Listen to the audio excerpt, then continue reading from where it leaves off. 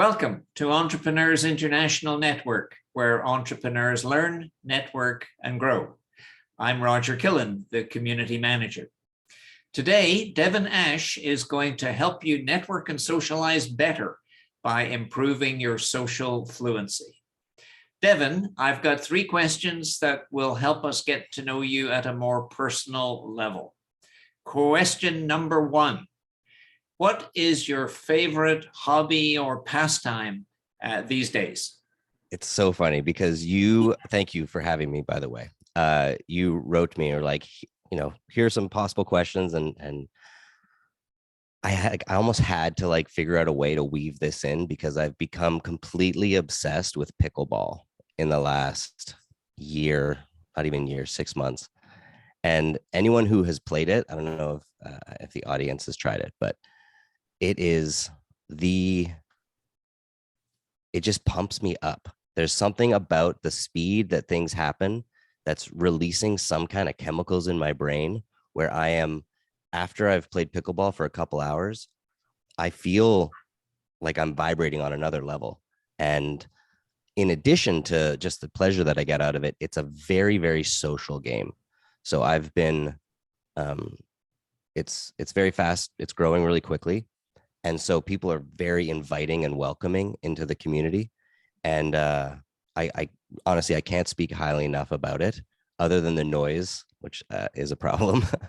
But it's the funnest game I've ever played. And I'm like an evangelist for it now. So I recommend everyone here who is on this call or watching in perpetuity, come try some pickleball. I'm not part of the association officially, but man, it is the funnest thing I've ever done. Great. Wonderful. Question number 2, where would you like to travel to? Yeah, so I am traveling. So as you can tell, I had a little something recently. I had COVID, which means that the month-long trip that I'm doing in Europe in July is going to be just a free-for-all. And I'm going to be sharing strangers' drinks and just having a blast. So yeah, we're going to do 4 or 5 spots in Europe over the course of a month. And so, yeah, I've never been to Paris. I've traveled Europe a few times, but I've never done Paris, and neither has my wife. So we're gonna go have a croissant and some champagne or whatever at the Eiffel Tower and just live it up. So that's what I'm really excited about right now. Good for you. Well done. And the final question, your career path is a little odd. How on earth did you find your way into doing what you're now doing?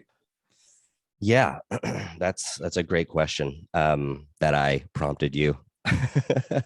So yeah, it's actually an important kind of like how I got here is an important part of the story and of what I'm going to be talking about today. So growing up, I moved around a lot, and each year I was in a new school. And so in a new school, a new start, and I had to become confident, become social, get good at putting myself out there in social situations. And basically, I had to develop these subtle ways of engaging with the world. Problem is, I didn't really know what I was doing. I was just good at it. I could just walk into a school and sort of suss things out and then engage with the right people and build that relationship and then use that relationship to leverage this social opportunity. And then, by the halfway point of the year, I had made lots of friends and, I had access to, people to date and situations like that. But I didn't know what I was doing. I was just what a lot of people would refer to as a natural. I could just kind of figure it out. And in grade 10, I went to Columbine High School. So if you're familiar with it, it's kind of popped up a lot again recently because of the shooting that took place in Texas.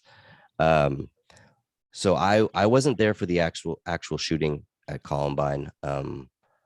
I was in grade 10 when the guys who eventually did the shooting were in grade 9. So they were a year below me. So I was in university when the shooting actually happened. But I had seen the kids around. I knew of the dynamics of that school. And one of the big dynamics was there was a lot of bullying.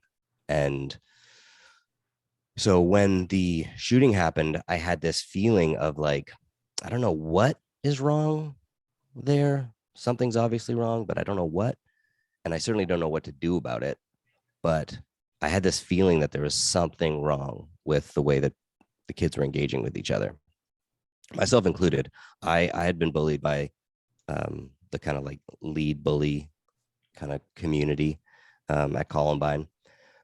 And yeah, I was pretty freaked out, to be honest. I have younger brothers. I was worried about their life, worried about what their high school experience was going to be. Fast forward a couple more years, I'm finishing university, and it's the day I hand in my last paper. So it wasn't graduation, but it was like my last day of school. And I hand in my paper, and then I go to this doctor's appointment that I've had for a few weeks, but I'd been putting it off because I was worried. And at the doctor's appointment, I'm told that I have cancer at 23. And I had a piece of cancer about as big as the flat part of kind of that part of the thumb there, right on my face. I can laugh now, but I had to have major surgery, and I don't know if you can really see it here. Let me just.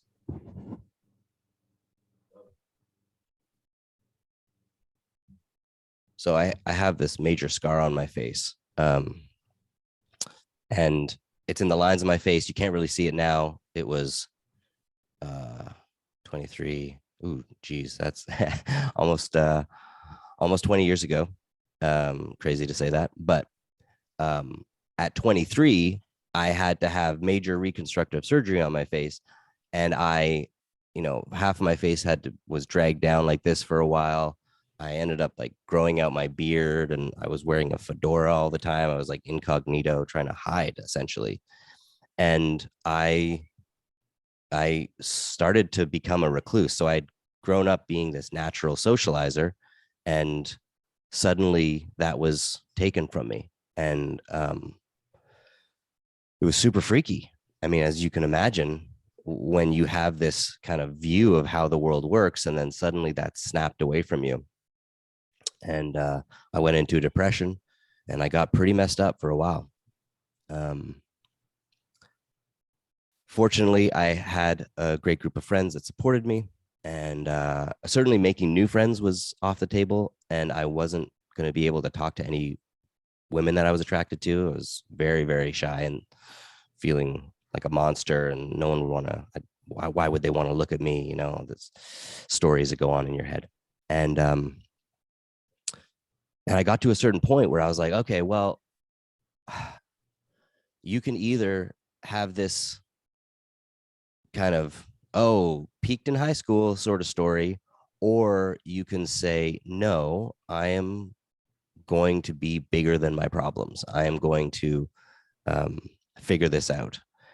And so I started reading books on evolutionary psychology. I started reading books on cognitive behavior therapy, social psychology, seduction. I started just like kind of educating myself on what worked in social situations. And then I had a group of friends who were also really interested in this, and we kind of did it together. And I got to a point where I got better results after my like kind of post-op than I had gotten before. Because before I was a natural, before I just sort of did it, it just sort of worked. But after going through this whole process and losing it all, and then having to rebuild it technically and understanding why certain things were attractive and certain things weren't, it's like I saw the matrix. I saw how everything fit together. And even when I felt nervous, I could engage in a way that created attraction. I could engage even when I was like, oh, I don't know if this is going to work. I'd just be like, okay, well, I know technically it should work, so I'm going to just try it.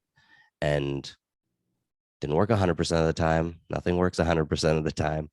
But if you can get consistent results in a new direction, that's how you change your life.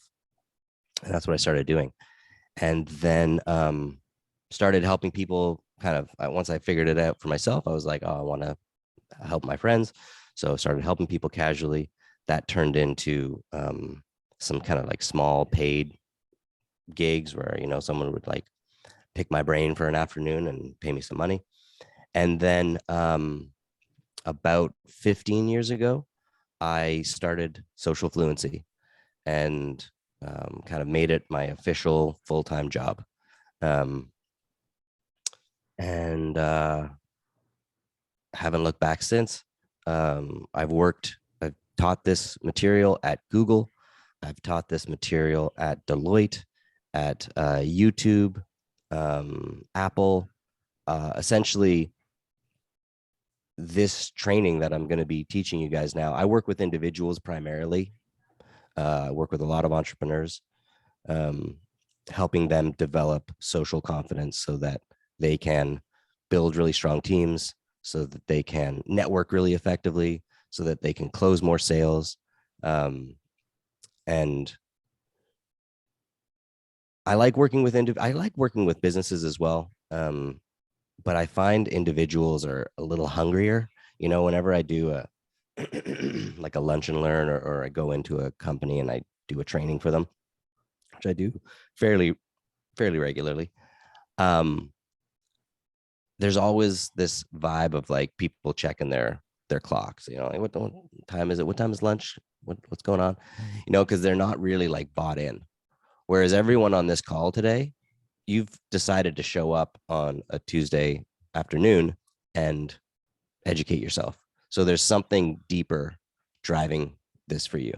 And yeah, so that's my story about how I got into this and what I do. I kind of hijacked your last question there and just transitioned right into my presentation. Is that okay? So Devon, hang on. I have a few messages for the participants. Okay. Participants, if at all possible, would you come on camera? Devon is not using a slideshow. He's going to get his energy from you, the audience. And when you're behind a camera, there's not a lot of energy for Devon to have. Secondly, please stay muted and type any questions that you've got into the chat. I will pose them to Devon at intervals during his workshop. And finally, the workshop is going to be recorded. It is being recorded right now, and you'll be sent a link to the recording tomorrow. Devon, are you ready to knock our socks off? I sure am. Then you take it away. The show is yours. All right. So social, you know, I talked about it initially, kind of in the preamble when we were getting to know each other before the recording started. So I'll say some of this again, but we are social creatures. You know, you put me out in the wild, and I'm like all alone, and I'm not going to do very well. And if I do well, it's because either I've been trained how to be a survivalist, or I've got tools that help me survive, both of which are only possible through connection and community and creating better communication. So we are social species.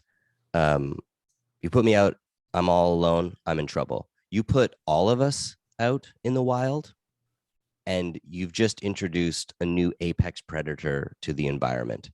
So our ability to communicate and coordinate, that's what gives us the edge. That's what makes us such an effective species on Earth, is our social side. That's really it, because otherwise you put me up against a raccoon and I'm probably not going to win. We're not built the same way as the rest of the animal kingdom. So, but we're able to create, fabric that keeps us protected from little raccoon claws. We're able to create tools and weapons to allow us to survive. So people talk about social as like this kind of thing that you should focus on. Maybe, maybe it's an important part of your business. It is your business. It is your business. Even if you're, as some of the people who kind of jokingly said, sitting behind a computer all day, computers have essentially just created a new way for us to socialize, a more effective, I don't know about effective, but a more robust, scalable way for us to socialize. So there is this innate thing that you need to understand, which is what we're talking about today. And I'm not going to totally toot my own horn here, but this is the most important thing that you can spend attention on. I would probably say your spiritual practice is maybe just a bit more important, because who knows what reality is and what we're doing here, but that's not what I'm going to talk about today. So that's way too big of a conversation. But next to your spiritual understanding of reality, the next most important thing is your social relationships, your ability to socialize, your ability to connect with people, your ability to overcome that fear that you feel in social situations, and push past that resistance. So I just want to start by saying how massively important this skill set is. So just to kind of put some weight on this session. And that it's a slow process. You coming to this workshop, I'm really happy to see everyone here, but it's not going to completely change your life unless you implement the things that we talk about. So my goal is to give you guys some tangible tools that you guys can put into use, and just know that it's a slow, steady process is how you get results in this arena. In most arenas, I know there's some fitness guys here too. You don't want to get results in a weekend because your body just wouldn't be able to sustain that. And it's the same thing with social. You need to develop this slowly over time to get the long lasting, consistent results that you can get. And I've been doing this for 15 years. I keep in touch with students that I worked with 15 years ago, and this material is still being used on a daily basis. Their skills are constantly evolving and developing.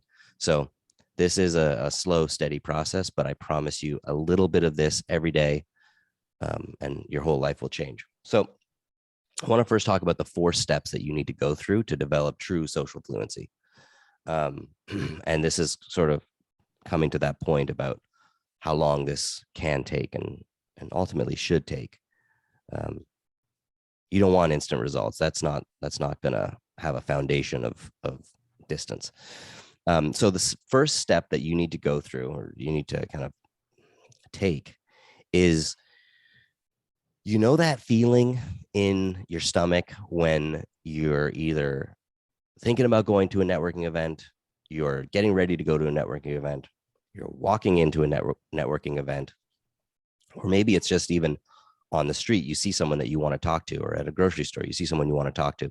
That feeling that comes up in your stomach, that tightness, that kind of like an avoidant, like there's a little part of you that's like, don't do that. That's not, you don't need to do that. That's not important. Don't bother them. You just bother them if you try to talk to them. Just leave it alone. That little voice, that tightness that comes up in your body, the first thing that you need to do is you need to, and you will never fully rid yourself of it, but you need to understand it, and you need to massage it and start to change your perception of it. So essentially what that is that's the fight or flight response coming up in your body, and the fight, flight, or freeze. Now I call it the flight or flirt response, because we don't need to worry about fighting in this scenario, but flirting. And when I say flirting, that kind of triggers some people. I'm just talking about being flirty with the world, being playful, having fun, engaging in a way that's unexpected. So it doesn't have to actually have like sexual connotation. It shouldn't. It can just be playful and fun and cheeky. So that feeling is, that fight or flight feeling is, should I run away from this thing or should I engage with it? And so for me, what I've done is I still feel it. I still feel that energy. I still feel that stuff come up. But I've learned to reframe it in my mind, because it's just excitement. It's just energy in my body. And if I don't feel like I can handle the situation, it's being like, hey, you should avoid this, run away, this is unsafe. If I do feel like I can handle the situation, it's like, oh, here's an opportunity. Here's something that I should explore and move towards. So that's the first thing that you need to do, is change this feeling of anxiety into excitement. And that's usually done through some cognitive behavior therapy work, some meditation, and then starting to actually go out and do the thing. Second step that you need to take is you need to develop the skills that create attraction. And that's what we're going to be talking about primarily today. So this is body language. This is conversational agility. This is assertiveness. This is the right kind of humor to be able to use even when you feel nervous. How to approach someone. Like these are skills. These are tangible skills that you can develop over time. And just like every other skill, if you don't, work on it regularly, it will start to atrophy.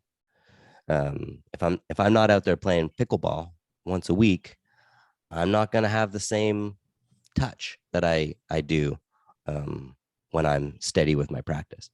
So step 2 is developing the skills. Step 3 is creating what I call high status habits. I'm going to be talking a little bit about status, what it is, why it's important.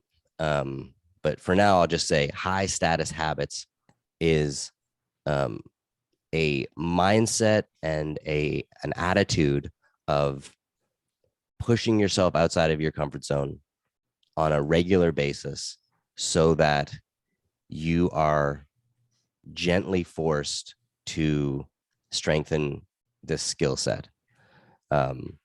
Because again, if you're just theorizing all this stuff and you're just thinking about what if, oh, if that scenario happens, well, then I would do this. And if this scenario happens, I would do this. And it's like, bullshit. When you're in the moment is when reality hits. So you have to go practice, put it into use. And that's where the high status habits. And that's daily practice. That's some kind of thing that you're doing every day to push outside of your comfort zone. And then the fourth step, this is where it all comes together. And this is, not going to be instant, certainly not. But the fourth step is identity integration. So this is where it's not like this thing that you're doing anymore. It's this thing that just happens in your life. You just naturally look at the person with the right kind of energy and smile at the right time and reach out to shake their hand at the right time. And you've integrated these things that are theoretical and you've turned them into tangible behaviors that are essentially habitual for you. They're just in you. You're not thinking about it. This is where you get into unconscious competency, where you don't even know it's happening and it's happening. And that's a really great place to be. And it's one of those places where a lot of my students they'll sort of feel like it's a slog and they have to do this thing and have to do this thing. And then this day happens and they're just in flow and it's just unfolding perfectly. And then I hear from them the next day being like, I don't know what kind of Mr. Miyagi stuff you've been pulling on me, but I was just doing it. It was just happening. And that's the process that you need to go through. So those are the steps that you need to go through. Why do you need to go through it? So you are limiting your capacity for greatness if you are keeping yourself socially small. And we're in a wild time right now. The market has shifted, we'll say, and the economic landscape has changed. And when the economic landscape changes and all it comes down to, whether it's you or a competitor, is, dollars and cents. It's all that matters, is, who's cheaper and brings more value. How do you suppose it might impact all of your customers and all of your business relationships if you had true intimacy, true connection, true affinity for the people in your network? A network it's like a safety raft in troubled waters. So you being able to engage and create deep connections with people is more than ever, or at least since 2008, which is also when I started Social Fluency. That's interesting. More than ever, this is the key ingredient for your financial success over the next few years as things are tumultuous. Is your network is going to keep you afloat. So again, just to press again on the importance of developing this. Let's get into the skills, the things that I teach, and how you can start to implement them. Devon, So, before you get there, would you like to take a question? Sure. Yeah. This one is from David C. David wants to know what kind of, can you name any titles that stuck in your head? These are the books that you have read on this subject. Oh, I certainly can. I'd be happy to send you a list and then you can forward it to everyone. That's probably the easiest way. But one that really, I loved it, and it was written in a way that was really fun to intake, was the Book of Tells. And so this is a body language book, and tells being like when you're playing poker, you got to tell. And so it was just a fun way for the book to be expressed. I recently read Together, which was written by the Surgeon General of the US. And he talked about that essentially loneliness is an epidemic, and it's one of the biggest epidemics that we're going to be going through in our lifetimes, and talks about how to overcome it. So that's another one that I just recently read that I enjoyed a lot. Hassan has suggested Never Eat Alone. Any comment on that one, Devon? Keith Ferrazzi. Yeah, I've spent some time with Keith. Yeah, it's a great one. I'd say it's a classic in the networking arena. No further questions. Back to you. Okay. So, one of the things that I focus on a lot in my training is the concept of assertiveness. And so assertiveness is best understood in reference to the other communication styles that it kind of coexists with. Passive, where you're just kind of like, oh, whatever you want to do, cool with me. Yeah, go with the flow, no problem, whatever. Passive people are trying to control other people's opinions. I want you to see me in a certain light. I want you to think of me in a certain way. And then on the other side of the spectrum, you have aggressive. And these are people who are forcing their way. They're trying to control people's actions, my way or the highway. And then there's in the middle, there's passive aggressive, which is I'm trying to control people's actions and try to control their opinion of me at the same time. And so that's kind of the most manipulative of them. But they all live on a spectrum of control of other. And what I would invite you guys to explore, and this is one of the kind of main tenets of this type of work, is can you take total responsibility for yourself? Can you take total responsibility for your life?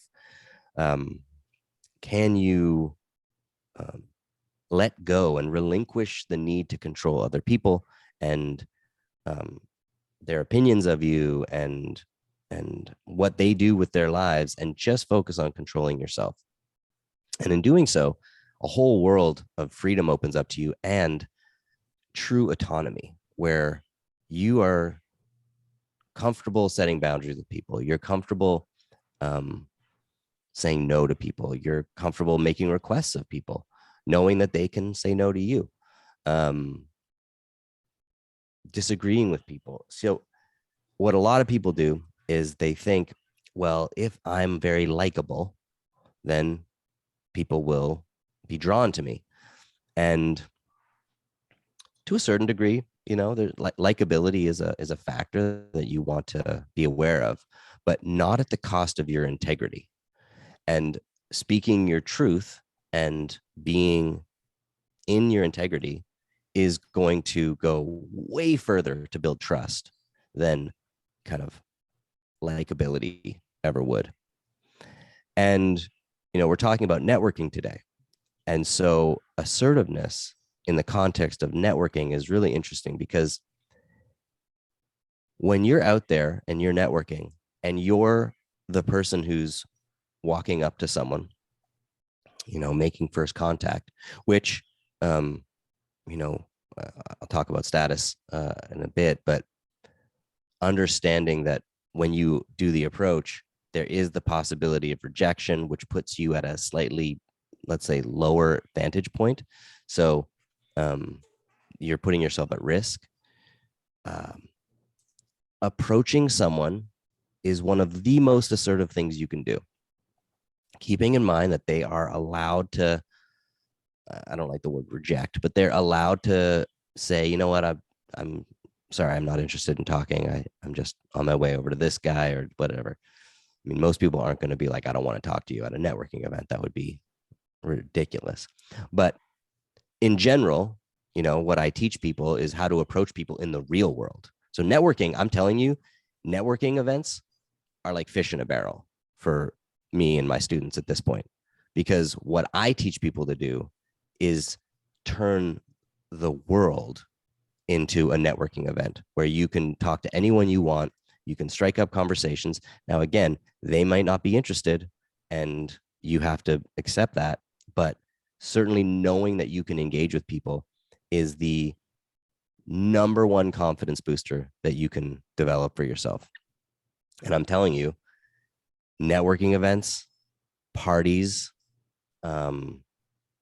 any type of, co-working experience or anything like that becomes so easy when you can do it in the real world. So if you can talk to people at a grocery store or at a coffee shop or walking down the street or at the library, but at the library, then you're going to be able to crush networking events effortlessly. You're going to walk in and in your mind, you're like, everyone is here to meet people. So go meet them. And so I would highly recommend all of you start to consider, what would it be like if you opened up the world a little bit? Because right now you might have beliefs around people don't want to get talked to. And sometimes you're right. And sometimes you're wrong. So maybe go test that theory. but you have beliefs about how the world works and what's appropriate and what's inappropriate. And my attitude is always just go test it. Maybe you're right, but how much of a shame would it be if you never found out for sure and you just sort of assumed? So I have it a little later down, but I'm just gonna just talk about the mindset of approaching that is so key, which is, well, there's a few, but if life is a playground, do you want to just sit and watch, or do you want to go play? My belief, my thesis, is that life is a playground, and it's to be played, and it's to be explored, and it's to be and sometimes the playground can be a little scary, going down some of those slides. Woo, scary. But that's what life is. It's taking some risks. It's going for it. It's saying hi to someone you don't know. And so when you shift this kind of core function and you don't make it like this thing that you have to go do, I really want, if I can hit something home right now, it's not that this is something that you should go do because it's going to be good for your business and it's, who cares? We're not here to be business people. Sorry, I know this is a business networking group, but that's a side hustle of being alive. Okay. We're here to connect with each other. We're here to, have a positive impact. And if that is through our career, great. But we're here to feel love, and we're here to feel connection, and we're here to feel excitement, and we're here to taste good food, and we're here to explore reality. And networking and connecting with other people is the most beautiful expression of that kind of purpose of being alive. So reframe the idea of I gotta go network to I get to go network. I get to go do this thing. I get to go meet some new people and explore some connection and explore the possibility of relationships.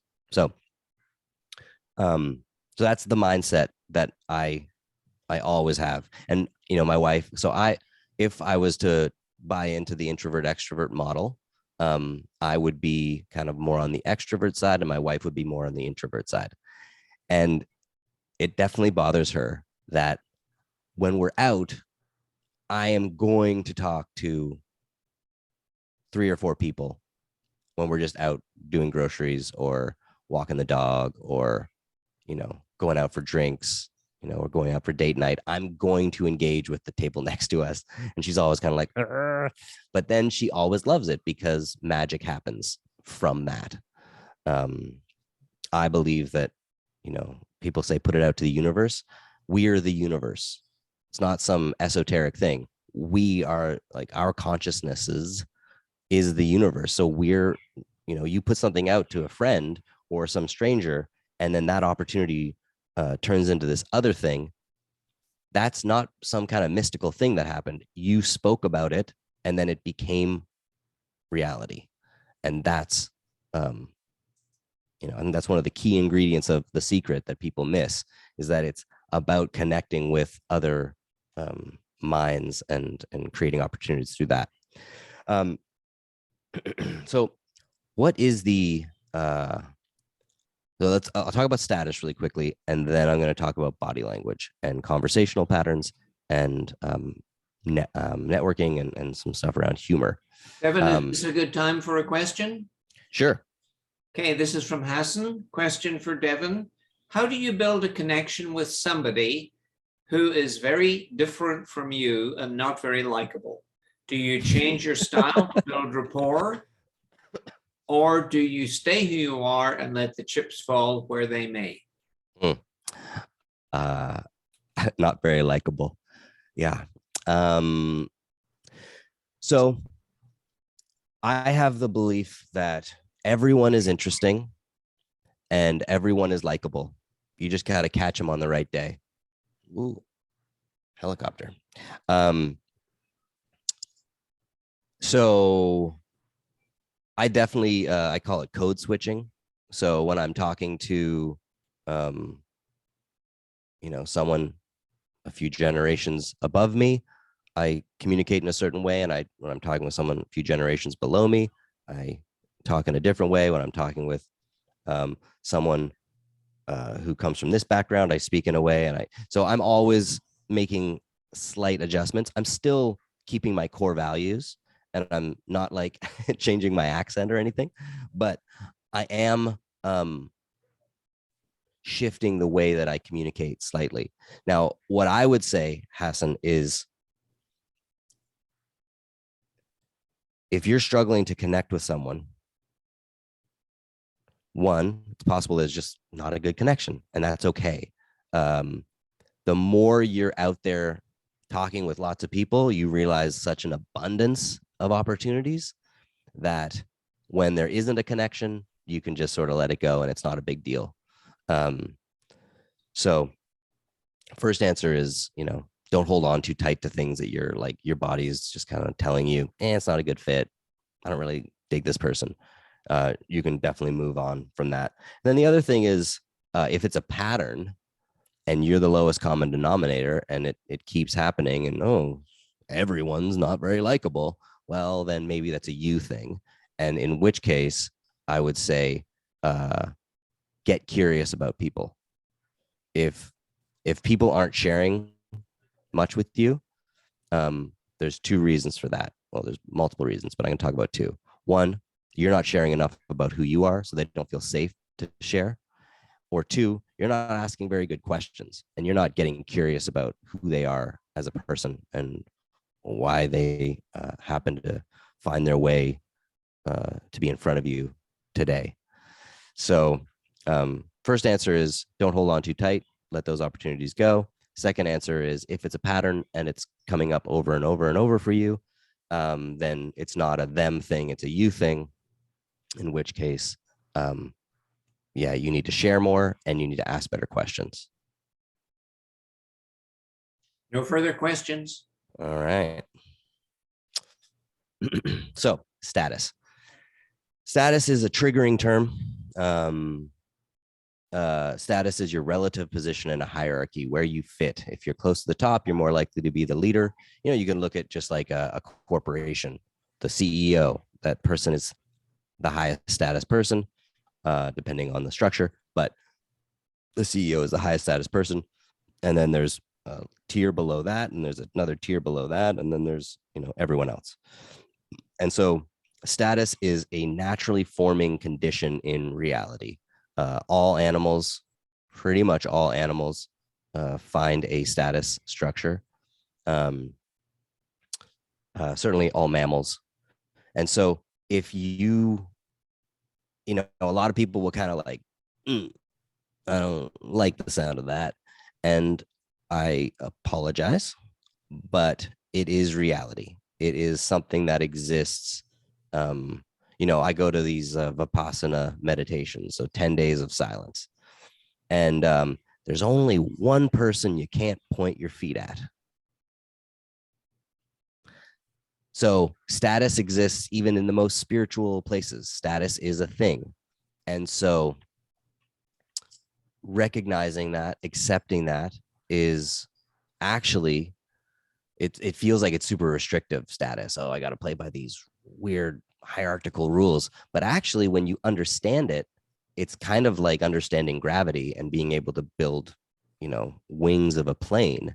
When you understand how status works, this invisible thing that's affecting our realities, just like gravity, then you can build wings so that you can navigate status and raise your status. And so that is an important piece for you to understand. And so status is your relative position in a hierarchy, sure. Now there's external status. This would be like your bank account. This would be your car, your house, your height is external status symbol. These are external displays of status. you can fake almost all of them. Okay, like you can lease a car, you can be upside down in your mortgage, you can get lifts that you put into your shoe, walk around a little bit taller.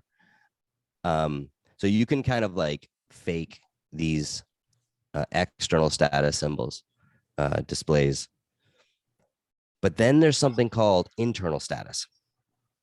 And internal status is your belief in where you fit in this tribe, not necessarily where you actually are, but your belief about where you are. This is expressed through your behaviors. So that's what we're going to talk about for the next little while, which is high status behaviors, ways that you can move through the world and sub-communicate through your behaviors that you believe that you are a high value member of the tribe. So let's talk about body language first, because that's the one that you just can't shut body language up. It's always communicating. So I'm going to do a little display here for you. So this kind of body language, kind of raising my eyebrows a little bit, tilting my head down. Let's see if I can. Crossing my arms. This would be low status body language, because what I'm communicating is I don't feel safe. So I'm protecting my kind of stomach, my organs here. I'm also tilting my head down, which is protecting my neck, which is one of the most sensitive parts of the body. I'm raising my eyebrows. And, contextually, all of these, you have to look at body language in what are called body language behavioral clusters. So if you just see one of these things, it's not necessarily a low status thing. It's when you see a bunch of them together. So crossing my arms, lowering my head, tilting up, and then, this could also be high status if I'm like a bouncer and I'm like, that's a different look. So you have to understand like the nuances. But a lot of what I just did there was protective body language. I'm protecting myself. And a bouncer, that's funny that I mentioned that. A bouncer is also protecting himself, right? He's or she, no judgment. They're going to assume violence, so they're going to protect themselves. You'll see bouncers do this a lot because they're protecting their neck and they can strike. So high status body language is more open. It's more relaxed. It's tilting your head back a little bit, smiling. I don't want to dive too deep into all this because I could literally go on for hours and hours, but there's like 50 different kinds of smiles. So there's like not a smile, which is like this terror smile that a lot of us might have when we go into a networking event. We're like, it's just really anxious smile. That's not going to be attractive because people are going to be like, oh, that's a fake smile. That person, there's something there. They don't feel safe, so I shouldn't feel safe. So understanding your body language and understanding what you're communicating is super important. Also being able to read what other people are communicating is super important. Conversational patterns. So what a lot of people do is they go into question mode. And I mentioned earlier, it's important to be able to ask questions. And yes, but it's important to be able to ask questions and share who you are. You want to kind of like oscillate back and forth between sharing personal stories and then asking good questions. You don't want to go into really kind of boring, benign questions. You want to ask questions that kind of cut into the depths of what someone's about. And you want to do that through really good listening and genuine curiosity. When you can develop genuine curiosity, a lot of other opportunities will just naturally open up to you because your mind will just be curious. And that nature of the mind is one of the things that makes us so fun to be around as humans is we're curious and we want to poke and prod at things and explore and understand. And so engaging that part of yourself is going to make conversations just that much easier. Now, again, you want to balance that with high status body language, balance that so that you're showing up in a way that is communicating that you see yourself as a dominant and important part of the whole that you're within.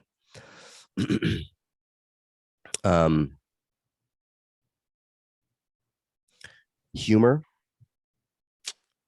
man, humor is the most important skill to really develop, because, well, if you enjoy humor, it's important to develop it. If you don't enjoy humor, then it's false advertising, because people are going to think you're funny, and then it's going to create a bad dynamic. So those of us that love humor, which is most of us, we love having our brains tickled, and that's what humor is. Most of us love humor. Understanding that there's two types of humor. There's low status humor where you're making fun of yourself all the time. And then there's what I call high status humor. High status humor is making fun of other people about half the time and making fun of yourself about half the time. Low status humor, where you're making fun of yourself all the time, is subcommunicating that I'm not sure that I want to risk offending you, so I'm going to be really careful. And I'm just going to make myself the butt of the joke. So it essentially creates a status dynamic where I perceive you as higher status than me, and so I don't want to mess with you, versus high status humor, where you mess with other people, you show that you're not scared of them, but then you also make fun of yourself sometimes, showing that you're not taking things too seriously and that there is, you're just having a good time. And so understanding the nuance, and then there's literally a formula, a comedic formula that you can follow to create high status humorous moments. So that's another thing worth exploring and developing.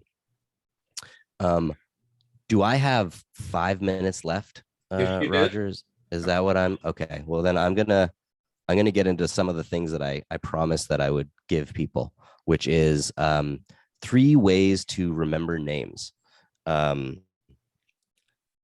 Everyone's like, I'm not very good. I'm great with faces, but I'm not good at names. No one's good at names. It's like 1% of the population maybe is good at names. And I'll tell you why. Names are new. Okay. Our brains aren't really wired for names. They're wired for faces. We've had faces a lot longer than we've had names. Animals have faces, so we can recognize faces. That's just innately built into us. We can see the nuances and the differences, and we're really good at that. So everyone's bad at remembering names, which gives you, knowing that gives you a fun thing to play with, which is the last one that I'm going to share. So the first one is make a visual association. Try to picture them, spray painting their name on something that's kind of maybe rhymes with their name, or maybe, if their name is Georgia, you just picture like a peach pie and smashing it into their face. So it's not like, mean, but you're just kind of picturing this thing. Oh yeah, okay, Georgia peaches, got it. So if you can make some kind of visual association, that's going to help. Another one, this is where it starts to get a little cheekier, is try to give them a nickname. So if someone says their name is Jessica, I'll be like, okay, I'm going to call you Jesse. Are you cool with that? Are you cool with me going with Jesse? And they're like, no, I really prefer Jessica. And I'm like, come on, let me just say Jesse. It's going to help me out. It's going to help you out. Remember it. And they're like, no. And then it'd be like, okay, Jessica, you got it. No problem. And then you've just had this little moment with them. So it's now locked in. So whether you call them Jesse or not, which you shouldn't, because they don't want it. Now next time you talk to them and you're like, hey, how's it going, Jessica? They know that you were kind of prodding at them to see if you could call them Jesse. And when you don't, and you respect what they prefer to be called, then there's this immediate connection. And you're like, okay, yeah, you're respecting my boundaries and I appreciate that. So try to give them a nickname. And then if you do give them a nickname and they like it, or you're like, well, what do your friends call you? What's your nickname? What does everyone call you? And then they tell you that, try to use that one. So try to give them a nickname, fail or succeed. Either way, you'll remember. And then the last way to remember names, which is my personal favorite, is just calling it out with the person when I'm talking to them and make a big deal out of it and be like, I'm not good with names. Are you good with names? I'm just usually trying to remember my own name as I'm being introduced. But yes, okay. So you're bad with names. I'm bad with names. Okay. So what's your name? Got it. Okay. My name is this. Okay. What is it? Okay. What's my name? And so like have this kind of moment with them. And then every time you see them, be like, Sam, how's it going, Sam? And then they'll be like, Devon. And then you'll have this fun little thing that you've done to remember names together. And you're kind of like a team now. Okay. Another thing I said that I was going to give you guys is how to end a conversation at a networking event. How many of you guys have had the experience where you're at a networking event and you're talking with someone and it's been fine, but it's kind of run its course and it's time to move on, and you want to leave, but you don't want to just be like, okay, bye, palm on face. So what I do, it's called the pedestal exit. And essentially, ideally, they say something that's funny. Best case scenario, they say something that's funny. If they don't, because they're so boring and I'm trying to get out of here. Just kidding. If they don't, then I try to say something funny. And then while we're laughing, I touch them on the arm and I say, wow, man, it's been so good getting to know you. So interesting. All right, I better go schmooze. And my body language is kind of like defeated. Oh God, I gotta go schmooze. And I say the word schmooze because it's kind of like a negative term for networking. It's kind of got like a little bit of an angle on it. Because I'm saying I'm enjoying getting to know you and hanging out with you is the funnest. I got to go do this chore, this thing that, you know, we're all here to do. We're at a networking event. I want to say 99% of the time, I can't actually think of a time that it didn't go well. Every single time I use this, they always go, oh yeah, me too. Okay, yeah, let's go do it. Time to go network.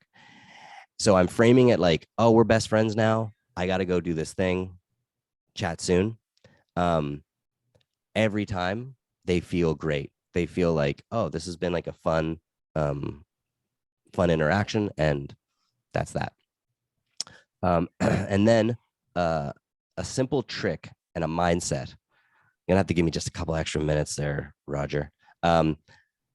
This is an important mindset of a leader. A leader introduces people, you know, like Roger. Roger is the leader of this group, and he's introducing us and he's connecting with us. That is the quintessential leadership quality that you think about, like when we lived in tribes, it would be the chief that would go meet the other chief and they would talk and they would, build some kind of agreement, and then they would, bring it back to their tribe and discuss. It's the same thing. So when you're at a networking event, have the mindset of, I'm going to see how many people I can connect to each other. Not, oh, these are all my leads. No, I want to connect this lead to this lead, because if I make an introduction that's valuable for two people, I just did one thing and I get two people having positive thoughts about me, two people that might want to support me later. So by having this mindset of introducing people and connecting people and adding value through just the people who are at the event, you'll just have a much better time. You'll take a lot of the pressure off of yourself, and you'll just engage with more people. So what I recommend you do, if you're doing business cards, I don't really do business cards anymore, but if you do them, when you take someone's business card, make some notes on their card about what you talked about, who they are. That night, when you go home, go through all your cards and find connections, and then send introduction emails. It is this totally underused way to add value for people, and people just feel so much positive attitude towards you when you do that. Cool. I have a little finisher, a little closer. Can I just do that? And then, okay. Deliver your closer. Okay, cool. So I want to leave you guys with 3 habits of success. So, I've been really fortunate in my career. I've, for the last 15 years, been teaching people how to build better relationships. And I've worked with some of the top people in the world, some high-level CEOs, some athletes and actors, and just people who are just crushing it at life. And I've seen 3 habits that they all seemingly naturally do, but it's actually something that they developed for themselves. But 3 habits of success. 1, become action oriented. Take the action, do the thing. Hesitate for a second if you need. That's okay. We all sometimes need a breath, but do the thing. Don't sit on the sidelines of life anymore. Do the thing. Take the action. You're probably going to get it wrong, but only once you're in the environment and you've taken the action can you have a better vantage point to assess what your next step should be. Versus if you just stay on the sidelines and you're never in the game, then you're never going to really know what steps you're going to need to take. Number 2, all the most successful people are obsessed with their self-development. Successful people invest in themselves all the time. There was kind of like a running joke in San Francisco, which was, it used to be, do you have a coach? And then now it's, how many coaches do you have? Because everyone's working on this other little angle, this little nuance of how they're showing up. And so, ask yourself that, where could you develop further and spend the money? It is the fastest way to accelerate your growth is to invest, because then now you're going to work harder because you've invested something. And then the last piece is get the hell out of your comfort zone. Your comfort zone. Yeah, I know post-COVID, we're all feeling very comfortable on our couches and working from home and staying in our little bubble. But your comfort zone is going to kill you. Unless you are willing to get out of it and push yourself, you will ultimately end up with a small life. Your comfort zone will just shrink and shrink and shrink. You have to get out of it, but you can't go from your comfort zone to way outside of your comfort zone. You need to go from your comfort zone just outside of it and then back in, and then just outside and then back in, and then just outside and then back in and just outside. And over time, it can and it will expand, but only if you do it step by step, little by little. And thank you guys all for showing up today. I really appreciate it. And I got through it without hacking out a lung. 3 great tips. Devon, you have an offer for us, don't you? Yes, right. So what I'm going to offer everyone on this call, I have a couple offers. One is I have a free 8-part course called Small Talk, and it's a video course. It's filled with great content. You're going to be a little overloaded, but that's on my website, socialfluency.com. So I would invite everyone to go to my website, socialfluency.com. And then the other thing is anyone who's like, yo, this is really good. This is exactly what I'm looking for. This is something that I'm really in need of and curious about. You can skip the whole process and you can just book a call with me. So I believe Roger has a link to my calendar scheduling software. And so basically what I do is 0 pressure, 15-minute call. No sales, no nothing, just get to know you, understand on a high level what you're working on, what you're going through, and if there's the possibility that I can help. And if I can help, then we'll book another call, also free. And that's where we'll dive deep into what's going on for you, why this is a pattern, maybe some of your childhood trauma, what your major goals are, and kind of build a plan for you to solve this problem once and for all.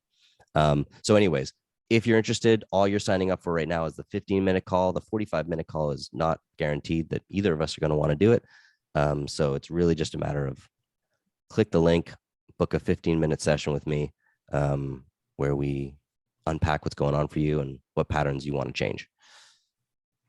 Lovely. Devon, I've offer. typed the link into the chat, so everyone has access to your calendar now. Somebody really important once said that all behavior modification begins with awareness. Before Beautiful. your talk, I was less aware than I now realize I should have been about this thing, which I'd never heard of before, called social fluency. So congratulations for making us much more aware than we were an hour ago about the whole business of social fluency. I appreciate that. EIN thanks you very, very much for giving us that awareness. Been my pleasure.